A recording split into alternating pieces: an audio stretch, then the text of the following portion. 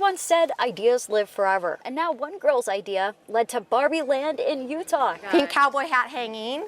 I have a little lasso rope right here for my horse. Lori Remington, or Barn Barbie, says a group of moms and daughters saw the movie and afterwards... And Maylee, one of the little girls, fell in love with the movie and said, Mom, we should be Barbie for Halloween and make Barbie Land. And all the moms just said, let's do it. Now 18 homes are involved. And I'm handing out all pink candy. One mom posted a video on social media. And in 48 hours, it got over 2 million views. Now everyone's slowly falling in love. I think my favorite is Barbie Dream House and Mojo Dojo Casa House. Fantasy and reality intertwine. I'm Bedtime Barbie. Yeah. Yep. Yeah, I'm just Ken. One of the coolest things is to see how this street transforms from daylight to night. Everything turns pink. There's classic Barbie, real world Barbie, Barbie pet shop, camping Barbie, Barbie graveyard, dream house, beach Barbie, and of course, The Mojo Dojo Casa House. Gotta represent Ken. Yeah. Deidre Smith chose astronaut Barbie. And right now we're just building the fire to come out of it, and I'll have a fog machine. Her favorite part of all this is the sense of togetherness. We've been all creating together, so everyone's outside creating all their homes. A community that's slowly changing Halloween. It's a pink holiday. Pink holiday for sure. We're excited. Let's make it official. Will you come visit? The choice is yours. We're going to go grocery shopping today at Costco and Walmart. I've got my grocery list ready. When I'm done, I'll let you know which one is a better deal. So let's go shopping. We start at Walmart. On my grocery list are a few basic items that I buy for my family on a regular basis. Eggs, sourdough bread, milk, strawberries, Cheerios, pancake mix, shrimp, sparkling water, that's mostly for me, and toilet paper. At Walmart, I picked up a dozen eggs for $1.67, which is a great price. I found this large container of strawberries for $4.64. Lactose-free milk, which is more expensive than regular milk, was $3.16 here. The most expensive item was this 32-ounce bag of frozen shrimp. It was $17.24. Shrimp is not cheap. The options seemed limited here. I bought the rest of the items on my list and checked out for a total of $59.60, including tax. I left Walmart and headed over to a nearby Costco where I bought the same items. The cheapest item I bought here was this container of strawberries at $3.69. It's the same weight as the one at Walmart, but 95 cents cheaper. As Costco sells in bulk, I spent $110.93. That's $51 more than I spent at Walmart. Once I got home, I split the bulk items from Costco and compared prices by unit with the items from Walmart. At Costco, you get 2 boxes of cereal for $8.69 or $4.34 per box. At Walmart, one slightly smaller box is $4.97. At Costco, a dozen eggs was $1.99, $1.67 at Walmart. Costco's half gallon of lactose-free milk was $3.99, Walmart's $3.16. Costco strawberries, $3.69, Walmart, $4.64. An 8-pack of sparkling water, $3.86 at Costco, $4.58 at Walmart. A loaf of sliced sourdough, $3.99 at Costco, $5.48 at Walmart. A bag of pancake mix at Costco is $4.26. A slightly smaller one, $5.72 at Walmart. 32 ounces of shrimp, $19.99 at Costco, $17.24 at Walmart. And 12 rolls of toilet paper at Costco, $7.33 versus $9.99 at Walmart. When I added up all the costs at each store, Walmart was $57.44 before tax. Costco was $53.44. So shopping in bulk at Costco saved $4 on this shopping trip. Saving $4 on a few groceries is great if you have the Costco membership, but if you don't, you'd have to add the $65 a year membership fee to your grocery bill. Christina Flores, KUTV 2 News.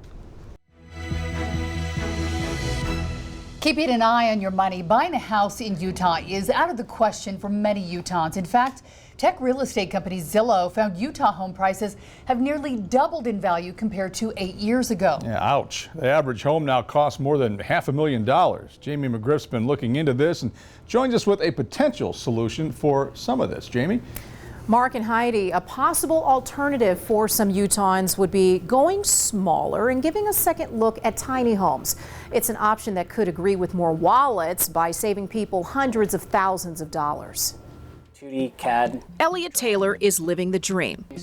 Sort of. He has a college degree, landed a good job as an engineer with Washington County, and planned on buying a home. I naturally became interested and had the income that I thought I could buy a house. If I had plugged my income into a calculator, an affordability calculator, it would basically cut me out about 90% of homes. That's the same story for many young professionals in his position. I would like to have a place of my own and not spend that money on rent and actually build some equity. He's looking at options. Might be a quick Google search. And luckily for him, in Washington County, a solution is on the horizon. The goal is to reconfigure and reinvent how housing is produced. Jeff Staples is president and COO of Box House, a Utah-based real estate development company creating compact, modern housing. And they're super slick and very sturdy. Which is opening a new door of possibilities. And offering tiny homes with a head-turning price tag. Our general baseline is around $80,000. Like to see inside. And the front, you said all of this is metal. This is, yep. We checked out a couple of models, including the bungalow. That's 380 square feet, and you get all of those same amenities plus a full-size washer and dryer and a full-size fridge. People hear the square footage and think, gosh, that doesn't offer a lot, but every amenity you have in a traditional home, you have in these. Staples says for now, some of the major components of the home are outsourced. We're now manufacturing these just like you would a car, and you get it to the site and you've got a home in 1 to 2 days, depending on how speedy we are. This kind of home could put the American dream within financial reach for people who would otherwise be priced out. But for most, there is still a major obstacle to this affordable solution: city and county zoning. The starter homes just aren't being built anymore. Scott Messel is the Community Development Director for Washington County. To address this issue, Messel says the county has an ordinance permitting a tiny home as a standalone residence, but only in certain areas. It's the unincorporated portions of Washington County that are outside, kind of more the rural areas. It's a tiny step in the right direction, but he says this is a topic that will be revisited as the population grows. But when we're talking about zoning is a challenge, right? Zoning is the challenge. I found many cities and counties that do allow tiny homes only allow them on land with a pre-existing residence. But in other states, Staples says the process to figure out zoning is moving a little faster. I think that Utah's just a little far behind. They're not difficult to work with. They're just catching up, if you will. Is it tricky? Absolutely. Do I think that they're intentionally slowing progress? No, I don't. At Salt City Barbecue. So this is a brisket when it's all finished. Owner Rusty Monson is getting ready to slice this brisket cooked just right. You want it to lean over your finger and kind of flop, but it doesn't break. But if I hold it, I can pull it and it breaks apart very easily. That is a perfectly cooked brisket. Like at most barbecue places, brisket is the star of the menu here, seasoned and smoked for 16 to 18 hours. It's what everyone wants these days. Everyone wants brisket. That's it. While brisket is the only beef item on the menu and it's what draws customers, it's also what troubles Rusty because the price of beef is through the roof. It is almost doubled since we've started 4 years ago. How is that impacting your business? It is insane. And the problem with the popularity of brisket is that everyone wants it. Rusty says 4 years ago he paid $4 a pound for raw beef. Now it's closer to $8. Plus, after it's cooked, the brisket shrinks by about 60%. I'm not making profit on it. I'm not making anything on it. In order to make a profit, he would have to charge customers $22 for a half pound of brisket. But instead, he charges only $16. You don't want people to turn away from the brisket. Yeah, you don't want to, but at the same time, you do. Just because of the cost that I've seen restaurants go out of business because of brisket. You see it all the time. Barbecue restaurants are going out left and right. So what's behind the sky-high beef prices? Kelly Pearson, commissioner of the Utah Department of Agriculture and Food, says it's a perfect storm of factors, starting with drought, which makes it expensive to feed cattle. It's hard to find alfalfa right now. Usually when the drought hits Utah, maybe some of the other states aren't seeing drought, and so if we can buy alfalfa in Idaho or Nevada or any other states, but right now it's hitting the entire West. Wildfires in the Midwest affected alfalfa crops there too, and recent tariffs have made the cost of exporting beef more expensive.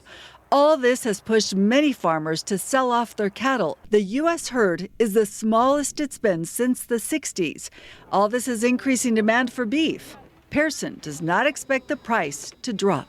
It's going to be a while. Right now, again, the demand's still there and people are paying the price, but there'll be a point where people say, hey, I'm going to buy a cheaper meat like a chicken or pork. That's Rusty's hope. He constantly tries to steer customers to try other items on his menu, like smoked turkey, award-winning ribs, and sides like creamy mac and cheese. I feel like the products we make, other than the brisket, some of them are better. But people come here looking for brisket. It's the popularity of Texas brisket. To avoid beefing with customers, Rusty says he can't take brisket off the menu. I think if we stop selling brisket, either people would stop coming or they show up with pitchforks. Christina Flores, KUTV 2 News.